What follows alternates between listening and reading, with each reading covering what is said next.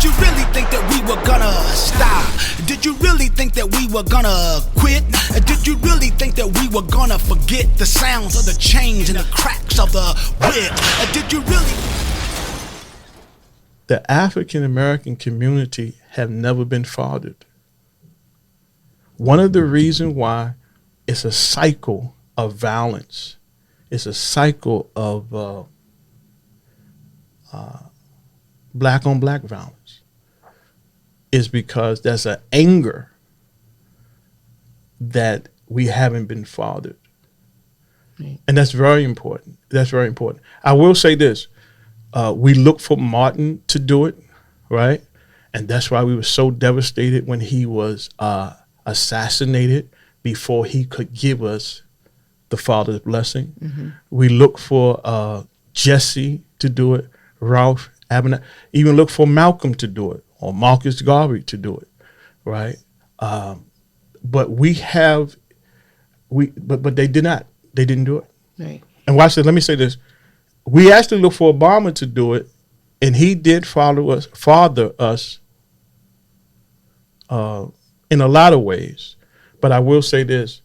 The Father's blessing or the Father affirmation or confirmation is so powerful, it cannot be indirect. It has to be as direct as possible. The next leader, our next leader, which we're going to talk about, have to come to pass. We need a leader if we're going to get this unity. The next leader, for the male who's going to be the next leader and the mother who's going to be the next leader, they're going to have to deliberately say, I father this community. I am putting the Father's blessing on this community. I am putting the mother's blessing on this community. It can't be a feeling, an idea, a concept. It has to be so direct. And I believe that when that happens, it's going to break something off of us.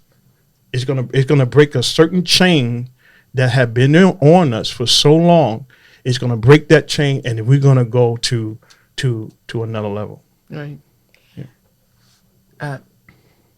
I'm not lost for words because I'm normally not. Yeah. But the thing is that you're going to have those people or those fathers that are going to say, but I have been a father. Mm-hmm. You know what I mean? Right. It's going to be those that's going to say, I have been a father to my son. I have, directly and did this, and this. So you're going to have those. So what are you going to say to? Well, if you can say that with confidence, what I'm saying to you is we need you. Right. We need whatever you've done for your son. Correct. We need you to do it for the next son. Right. We need you to do it for his friend or his cousin, A, B, C, and D. We need you to do that because the truth of the matter is we need somebody who understands the value of that. Correct. And the power of that. So if you're going to say, I did this for my son, I did this for my daughter, then please don't hesitate to start doing it for other people. Right. And because we need it. We need 1,000%. And we celebrate that in this particular chapter. Correct. You see that relationship. And this is why Raymond loved his father so much. And you know what? We don't talk about it. We don't talk about father and son relationship. Right. And it's like it's taboo. It's like, yo, don't talk about that, right? But we can talk about everything else when it comes to a male or male. Whether we're saying, I'm going to shoot you up, or I'm going to take your girl from you, or I'm going to do, you know what I'm saying? Whatever. Right. We can talk about that. But when we say, hey, did you respect your father? Do you know your father? What did your father contribute to your life? Did you ever get the Father's blessing? Did your father ever tell you he loved you? And I'm going to tell you, once again, I know some killers. I know some guys, they don't play no games, right? But once they got that Father's blessing and they was older, it changed their whole demonstration. It allowed them to look at life different, and it allowed them to take a more proactive, positive approach. And it doesn't have to necessarily come from your natural father, because you saying you did that for other men. Right, absolutely. And we're going to talk about that. I think the next picture. Wow. We're going to talk about Raymond's godfather. Correct. and how he brought the supernatural into his life. And I will say this here, to prepare you for the next picture, the next chapter. Whatever your father did not give you naturally, your spiritual father can give you supernatural. He can give it to you supernaturally. So, like you were saying about that father who fathered his son, now he has an obligation to be the godfather of somebody else, Right. and give it to someone else supernaturally. You know what I'm saying? Right. Because once again, if we're going to realize this unity, ownership, and global identity, we got to definitely, fathers have to play their role, Right. not just in the home and the community, but have to play their role nationally. Okay.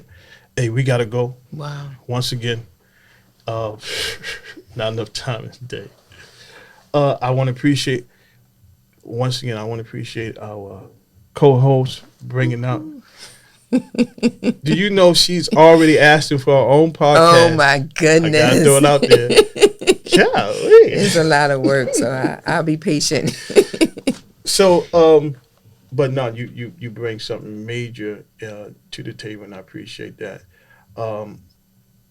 Once again, my great people, go to the GoFundMe, and you can look up Divine Royalty Unity Campaign, and you're going to see that where you can contribute, and there's a display and an outline of how you can do that and what we're giving as a result of that.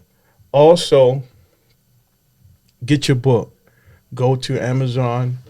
You can go to DivineRoyaltyEntertainment.com, and actually we have a place where you can push a button, and it's going to take you to Amazon, where you can either get the ebook. Now, if you want the hard copy, right to Divine Royalty, and we're going to give you that. All that is on the website, Right. Divine Royalty Entertainment. You want to say something about the CD that's on the website? And Yes, we have, like, once again, we have the soundtrack, and on this soundtrack we have a list of songs. We just made the trailer soundtrack or track for the sound for the trailer. I think you're gonna like it. You're gonna love it. It's gonna actually be our Divided Nation Unity Campaign anthem. You're gonna need that. You need to pump that in your car. You got to have some bass to do this right there. You gotta have some bass. Really? Really. You gotta have some bass in your car if you're gonna pump that particular demonstration. Once again, I thank you for allowing me to be myself. I'm trying to warm up to you, and hey, we are about to go to the highest level. We're here in the Dream Launch Studio with Patrick, and this is Breaking Down the Divide. And I thank you for a positive, right, progressive 4 episode. Yes. We did a whole month, and we couldn't do it without your help. So I appreciate you. All right. I ask one thing of you: keep doing it on the highest level.